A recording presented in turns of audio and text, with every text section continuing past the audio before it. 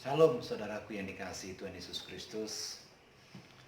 Ini adalah minggu ketiga di mana kita tidak bisa beribadah, berkumpul dalam satu pertemuan ibadah yang resmi dalam satu gereja. Dan biasanya minggu pertama kita mengadakan perjamuan kudus, tetapi tidak mengurangi hadirat Allah dalam kehidupan kita, terlebih atas keluarga kita. Baiklah kita beribadah dan kita akan melakukan perjamuan kudus. Saya percaya semua jemaat yang dikasihi Tuhan telah mempersiapkan diri dengan baik, sehingga ibadah dan perjamuan kudus boleh berjalan dengan kudus secara luar biasa dan nama Tuhan dipermuliakan. Baik, saudara dikasihi Tuhan Yesus Kristus. Hari-hari ini kita banyak melihat bagaimana orang harus berdoa, bagaimana harus menyerahkan diri di hadapan Tuhan, bagaimana mereka harus berbuat terlebih menghadapi situasi yang tidak semakin baik. Nah, kita akan baca satu renungan yang luar biasa dari seorang tokoh yang dipakai luar biasa oleh Tuhan, meskipun dia mengatakan dirinya adalah manusia biasa. Tetapi apa yang dikerjakan di hadapan Tuhan, pelayanannya itu sangat-sangat luar biasa. Tidak ada orang yang seperti ini. Mari saya Bapak Ibu saudara yang dikasihi Tuhan, jemaat yang di rumah, dengan sukacita kita ikuti pembacaan kita yang terambil dari kitab 1 Raja-Raja. 1 Raja-Raja pasal yang ke-17. Saya akan sampaikan 4 poin bagaimana doa yang berkuasa, doa yang tentu pasti dijawab oleh Tuhan dengan cara yang pernah dilakukan oleh seorang nabi yang dipakai Tuhan secara luar biasa. Yang pertama kita lihat 1 Raja-Raja pasal 17 ayat yang pertama, seorang tokoh yang begitu hebat dipakai Tuhan. 1 Raja-Raja pasal 17 ayat pertama berkata demikian. Lalu berkatalah Elia. Nah, tokoh yang kita angkat saat ini adalah Elia. Lalu berkatalah Elia orang Tisbe dari Tisbe Gilead kepada Ahab, demi Tuhan yang hidup, sekali lagi saya ulangi, demi Tuhan yang hidup, Allah Israel yang kulayani, sesungguhnya tidak akan ada embun ataupun hujan pada tahun-tahun ini kecuali kalau kukatakan. Doa Elia dijawab Tuhan yang luar biasa adalah karena dia melayani. Dia sebagai seorang hamba, dia sebagai seseorang yang tidak mengandalkan kekuatannya, tetapi adalah orang yang betul-betul hidup dalam pelayanan. Bapak Ibu yang dikasihi Tuhan, pelayan Tuhan, semua yang di rumah, dengar baik. Kita melayani supaya kita bukan untuk dikenal orang, tetapi kita melayani supaya pelayanan kita dikenal oleh Tuhan. Elia mengambil keputusan yang luar biasa. Dalam situasi yang sulit di mana Raja Ahab berkuasa, dia mengambil seorang istri yang bukan dari orang Israel, yaitu Isabel. Tetapi justru dia berkata dengan lantang, Allah yang hidup, Allah Israel yang kulayani. Jadi mari Bapak Ibu hari-hari ini mungkin kita tidak bisa melayani dalam komunitas kita. Kita tidak bisa melayani di dalam pertemuan ibadah-ibadah di gereja. Tapi pastikan dalam rumah tangga pun kita punya kemampuan untuk melayani satu sama yang lain. Sebab pelayanan kita cuma satu tujuannya, supaya nama Tuhan dipermuliakan. Jadi kunci yang pertama Bapak Ibu dikasihi Tuhan Yesus Kristus, dalam masa sulit ini belajar daripada Elia. Kenapa Elia doanya dijawab Tuhan? Yang pertama adalah dia mengambil dan bahkan melakukan satu sikap yang luar biasa, bahwa dia adalah melayani Tuhan. Sikap yang kedua Bapak Ibu dikasihi Tuhan Yesus Kristus, saya ambilkan dari 1 Raja-Raja pasal yang ke-18. 1 Raja-Raja pasal yang ke-18 ayat yang ke-30. Firman Tuhan berkata demikian. Kata Elia kepada seluruh rakyat itu, datanglah dekat kepadaku. Ini berbicara unity. Maka mendekatlah seluruh rakyat itu kepadanya, lalu ia memperbaiki mezbah Tuhan yang telah diruntuhkan itu. Kasih Tuhan Yesus Kristus. Ini kunci yang dilakukan oleh Elia sehingga doa-doanya dijawab Tuhan. Saya ambil dari 1 Raja-Raja pasal 18 ayat yang ke 42. 1 Raja-Raja 18 ayat 42 berkata demikian. Lalu Ahab pergi untuk makan dan minum. Tetapi Elia naik ke puncak Karmel. Lalu ia membungkuk ke tanah dan mukanya di antara kedua lututnya. Ayat ini ditulis Bapak Ibu yang dikasih Tuhan Yesus Kristus ketika Elia sudah bisa mengalahkan 450 nabi-nabi Baal. Dan dia telah membantai 400 nabi-nabi Asyerah.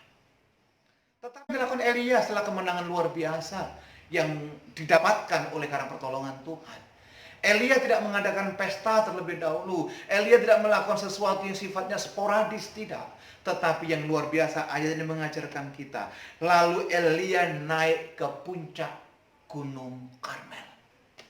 Karmelit, the high place, tempat yang tinggi. Untuk apa?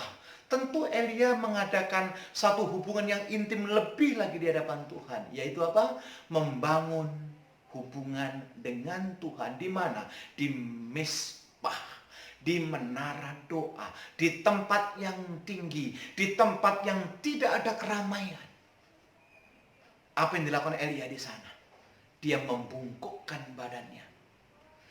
Bahkan dikatakan dalam Alkitab bahwa dengan mukanya di antara kedua lututnya. Bapak Ibu yang dikasihi Tuhan, kalau Anda pergi ke Israel, ada gunung yang namanya Gunung Karmel. Di tempat itu adanya bebatuan. Sepi tentunya. Elia datang ke tempat itu. Dia sujud menyembah. Sementara Ahab apa yang dilakukan? Makan dan minum. Dalam situasi seperti ini, perbanyak sujud, perbanyak doa, perbanyak renungan firman Tuhan, perbanyak hubungan intim dengan Tuhan. Supaya Anda melihat satu pertolongan Tuhan, sekalipun hari ini tidak kita lihat. Dan kuasa Allah itu nyata. Kuasa Allah itu ada buat orang yang bergaul karib dengan Dia. Allah adalah Tuhan yang menjawab setiap jeritan orang-orang yang hancur hati dan percaya kepadanya. Nah, ini dilakukan oleh Elia, Bapak yang dikasihi Tuhan Yesus Kristus.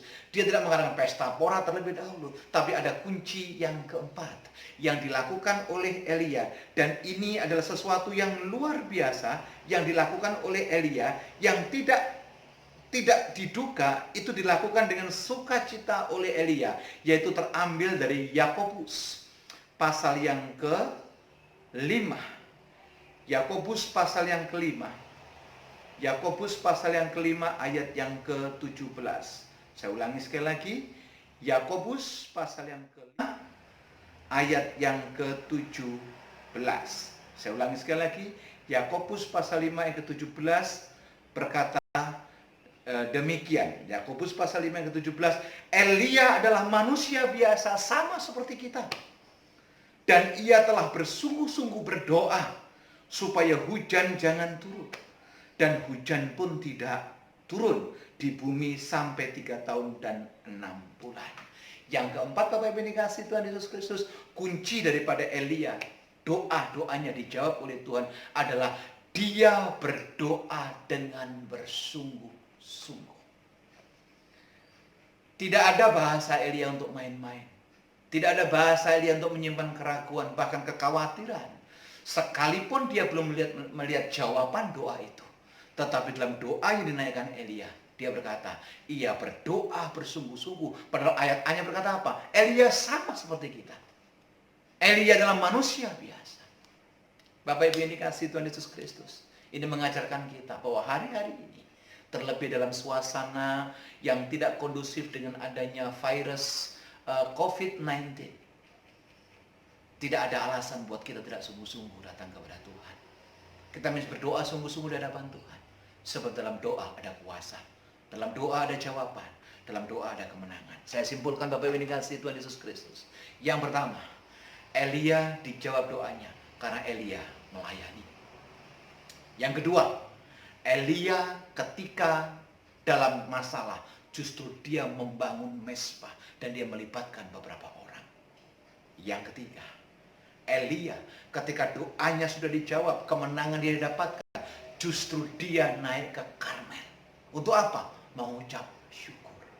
Yang keempat, Elia dalam doa-doanya tidak pernah main-main, tetapi Elia sungguh-sungguh dalam berdoa.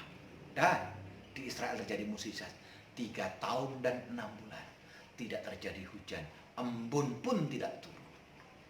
Bapak Ibu dikasih Tuhan Yesus Kristus, ini minggu pertama. Biarlah minggu pertama sekalipun kita ada di rumah, kita tetap melakukan perjamuan kudus. Dalam perjamuan kudus ada kuasa Tuhan. Dalam perjamuan kudus ada hadirat Tuhan. Dalam perjamuan kudus ada penyertaan Tuhan. Darahnya mengalir dalam darah kita. Tubuhnya ada dalam kehidupan kita. Sesuatu yang berharga ketika kita masuk dalam sakramen yang kudus. Untuk masuk dalam perjamuan kudus. Mari siapkan roti dan anggur di rumah saudara. Kalau tidak ada roti dan anggur, boleh yang sejenis. Tidak mengurangi rasa hormat di hadapan Tuhan. Kita percaya Allah ada dalam kehidupan kita. Alkitab berkata demikian dalam 1 Yohanes 1, barang siapa yang datang kepada aku dengan mengaku segala dosa dan pelanggarannya, maka ia adalah Allah yang setia dan adil. Saya berikan kesempatan beberapa detik kita berdoa di hadapan Tuhan. Mari koreksi diri kita supaya apa yang kita lakukan berkenan di hadapan Tuhan. Bapa, dalam nama Tuhan Yesus Kristus, Engkau lihat setiap kami, baik yang ada di rumah maupun yang kami yang sedang live. Nyatakan kemuliaan-Mu, nyatakan kebesaran. Kami akan menerima tubuh dan darah Kristus sebagai sakramen yang kudus, dan kami meresponi anugerah keselamatan itu. Hamba mengangkat tangan, memberkati roti dan anggur di hadapan hamba dan yang ada di rumah jemaatmu masing-masing. Kuduskan kami, kuduskan keluarga-keluarga yang melakukan perjamuan kudus. Apa yang kami lakukan, biarlah berkenan di hadapan Tuhan. Dalam nama Tuhan Yesus Kristus, kami mengambil roti. Mari angkat rotimu, saudara dikasih Tuhan Yesus Kristus. Angkat tinggi-tinggi di hadapan Tuhan. Sebab apa yang telah aku terima daripada Allah Bapa, aku teruskan kepadamu, yaitu pada malam waktu sebelum Yesus diserahkan, ia mengambil roti, mengucap syukur atasnya, kemudian ia bersabda, inilah tubuhku yang terpecah. Perbuatlah ini setiap kali kamu memakan. Bapak Ibu saudara dikasih Tuhan Yesus Kristus, bukankah roti yang saudara angkat di rumah tinggi di hadapan Tuhan ini merupakan persekutuan dengan tubuh Kristus? Katakan amin dan terima, makan dengan minum di dalam nama Tuhan Yesus Kristus.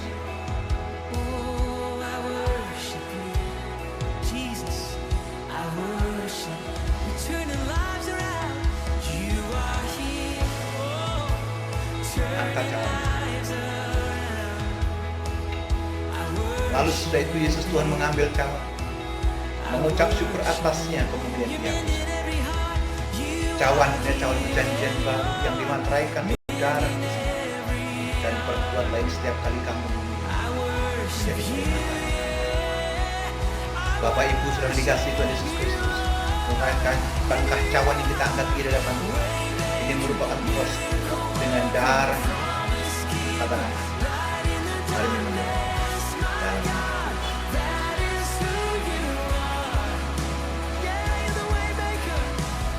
Taruh cawan ini, mari kita. Bapa, dalam nama Tuhan Yesus Kristus, terima kasih firman-Mu mengingatkan. Terima kasih Engkau telah mengajar, dan terima kasih Engkau berjalan. Biarlah hidup kami tidak sama dengan yang kemarin. Kami diubah, kami diubah. Dan kami berdoa dalam nama-Mu buat jemaat-jemaat yang sakit disembuhkan, yang terikat dilepaskan, yang putus asa disembuhkan. Tidak ada virus yang menyentuh kami karena dan terimalah berkat Tuhan, damai sejahtera Allah yang melampaui segala akal pikiran manusia, itu kasih karunia dan pertolongan yang datang daripada Allah, cinta kasih daripada Yesus Tuhan, pertolongan daripada Roh Kudus turun atas kita dari sampai malam-malam sampai selamat. Dengan iman jemaat yang dikasihi Tuhan bersama-sama. Amin. Tuhan Yesus memberkati.